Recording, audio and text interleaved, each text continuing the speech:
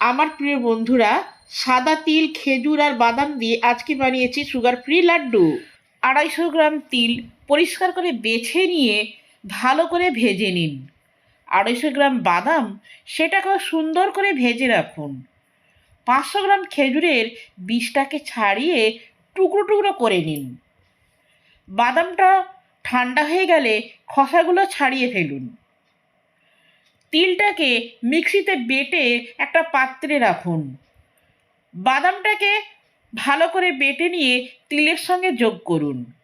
খেজুরটাকেও ভালো করে মিহি করে বেটে তিল আর বাদাম বাটার সঙ্গে মিশিয়ে ভালো করে আটা যেভাবে মাখে ওইভাবে মেখে ফেলুন।